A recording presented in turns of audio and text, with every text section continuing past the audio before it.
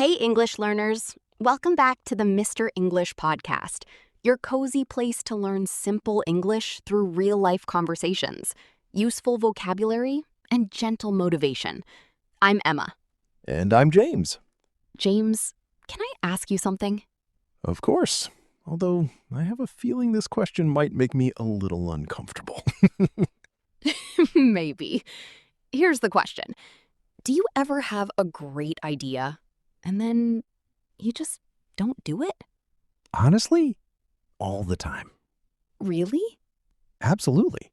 I plan it, I think about it, I imagine every possible outcome, and somehow the idea just stays in my head. I think that's happened to almost everyone. It's strange.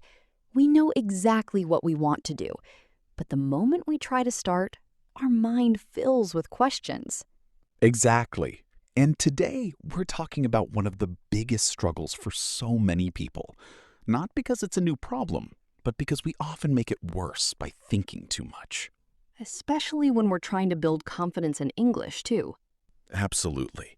Maybe you want to start a new project, send an important email, apply for a job, or even just speak English out loud with a stranger. At some point, your brain says, wait, let's think about this a little more. And today's episode isn't about becoming a fearless person overnight. No, it's about learning how to move forward, even when your mind is a little noisy. And don't worry, this is a B1, B2 level episode.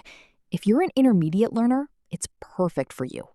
And if you're a strong A1 or A2 learner, don't worry. You don't need to understand every word. Just relax, listen, and enjoy the conversation. Maybe you're studying English, cooking dinner, walking your dog, or maybe you have a big decision waiting for you. Wherever you are, we're really glad you're here. So let's learn how to stop overthinking and start taking action. James, why do you think overthinking feels so hard to stop? Because I want to be completely sure before I do anything. Exactly. And that's the problem. Really? Yes. Most of the time, we're not actually looking for the right answer. We're just looking for a feeling of safety. I never thought about it like that. Imagine you want to send a text message to a new friend. Do you need to plan every single word first? Of course not. That would take all day. Exactly. Life just wants a simple next step, not a perfect plan, not a guarantee, just one small action. So maybe I've been trying too hard to avoid mistakes. Exactly. Instead of asking, how can I avoid every risk? Ask, what's one small thing I can do right now? I like that. One small thing feels much easier. You know, whenever I have a big decision, I immediately imagine everything that could go wrong. I understand, but most of those things never actually happen. Your mind is just trying to protect you, even when there's nothing to protect you from. That's true. It's like my brain is preparing for a disaster that isn't coming. Exactly. Sometimes we turn a simple choice into a difficult exam, when really it's just one step forward. Emma, what actually helps someone stop overthinking? I think it's simple. Give yourself a little less time to think, and a little more permission to try. So I don't need a perfect plan before I begin. Not at all. People who take action learn as they go. They don't wait for certainty. That actually takes away a lot of pressure. Can I give you an example? Please do. Imagine someone says, I'll start exercising once I have the perfect schedule. That's fine, but it might never happen. Now listen to this. I'll go for a 15-minute walk today and figure out the rest later. Which one feels easier to actually do? Definitely the second one. It's small, but it's real. Exactly. Action creates clarity. Thinking alone just creates more thinking. You know, I think I've been hiding behind research. What do you mean? I tell myself I'm preparing, but really I'm just avoiding the first step. There's nothing wrong with preparing. but you can only prepare for so long. How do I know when to stop preparing and just start? Ask yourself, am I learning something new or am I just feeling safe? If it's the second one, it's probably time to begin. That's true. It's easier to keep planning than to actually risk something. Exactly. The best plans don't stay plans forever. They turn into small actions. I love that. Taking action isn't about being fearless. It's about moving, even when you feel unsure. Beautifully said. And there's another important thing I'd like to talk about. What's that? Overthinking often feels productive, even though it isn't. I think that's something everyone needs to hear. Let's talk about that next. Emma, you said something interesting. What was that? You said overthinking feels productive. That's right. But doesn't thinking carefully help us make better choices? Of course, sometimes. But here's the truth. There's a big difference between thinking with a purpose and just repeating the same worried thoughts over and over. There's a difference, isn't there? A big difference. Careful thinking has an ending point. Overthinking just keeps going in circles. Can you give me an example? Of course. Imagine someone says, I've thought about this decision for 3 months and I still can't decide. That sounds exhausting. It is. Now imagine someone else says, I thought about it for a day, made a choice, and I'm ready to adjust later if I need to. I actually feel calmer just hearing the second one. Exactly. The first person is stuck. The second person is moving, even with some uncertainty. You know, sometimes I think my overthinking means I care more. Why do you think that?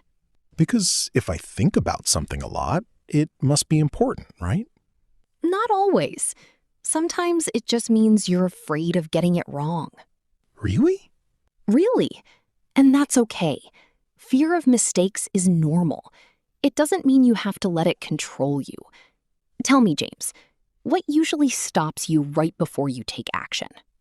Honestly, the fear of feeling embarrassed or making the wrong choice. See, that's already useful information because now you know exactly what you're actually afraid of. I never thought of it that way. Let's imagine someone wants to speak English with a stranger, but they're nervous. Instead of thinking, I have to speak perfectly, they could think, I just need to say one sentence and see what happens. That sounds so much less stressful. Because it's a real step, not an impossible standard. I think many people wait for confidence before they act. They do, but confidence usually arrives after you act, not before. Exactly. It's backwards from what we expect. Instead of waiting to feel ready, remind yourself, I can start small and adjust as I go. That thought is much easier to act on.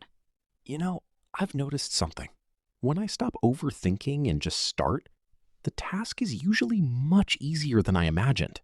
That's because your imagination was building the fear, not the task itself. And that's actually relieving. Exactly. The goal isn't to think less about everything, it's to stop the thinking that has no purpose. Emma, there's still one thing I'm worried about. What's that? What if I take action and it goes wrong? Then you learn something, adjust, and try again. Every person who's ever built something has made mistakes along the way. Nobody expects you to get it right immediately. That's reassuring. James, can I ask you one final question? Always. If you had taken action on one idea a year ago, instead of overthinking it, where might you be today? Honestly, probably somewhere much further along than I am now. Exactly. Time passes whether we act or not. Overthinking doesn't stop time, it just uses it differently. I love that. It means every day I wait is still a choice, even if it doesn't feel like one. Beautifully said.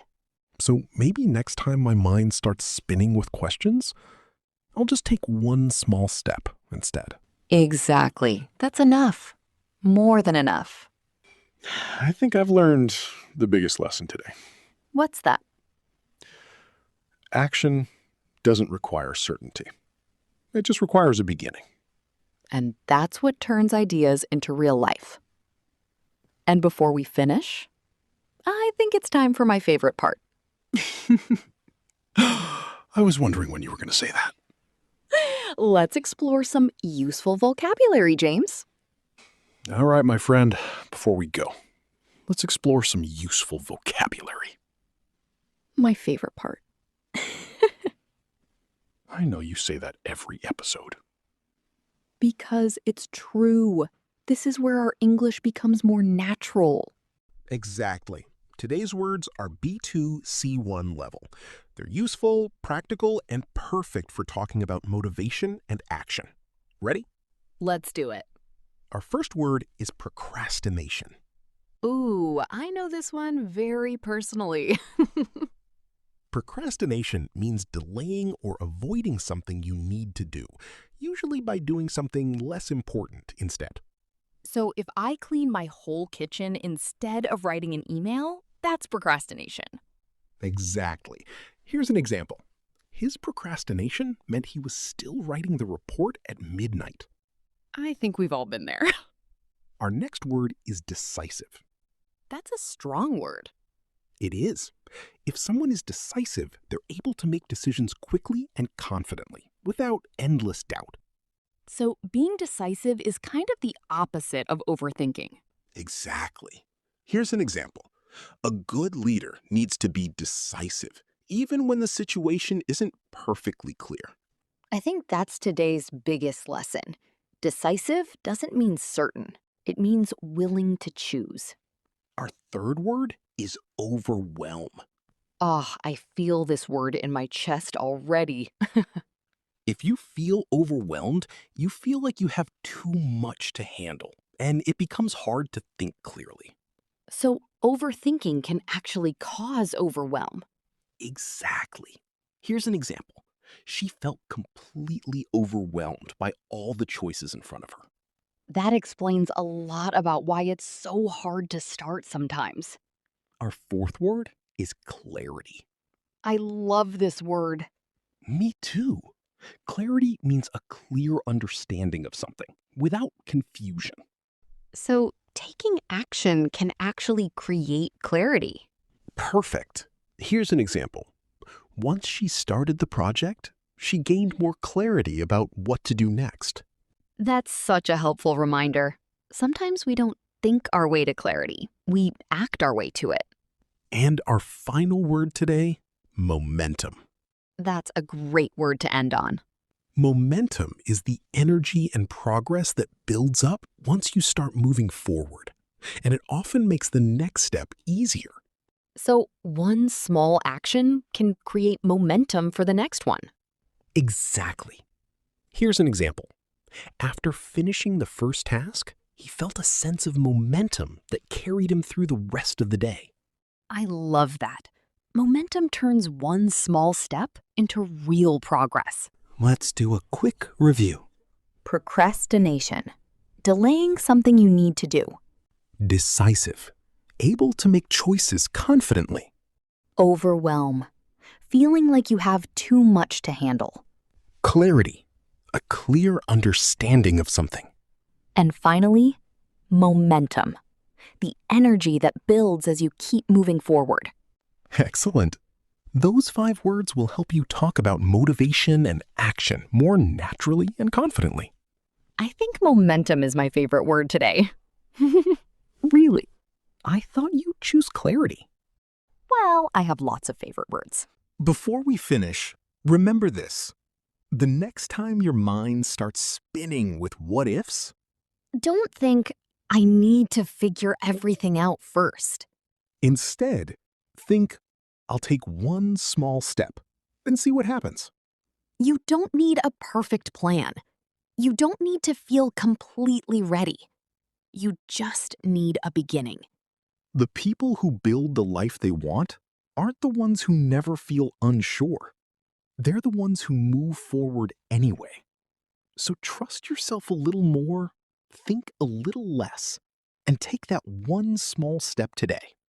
Because your ideas, your goals, your dreams, and your future are waiting for you to actually begin.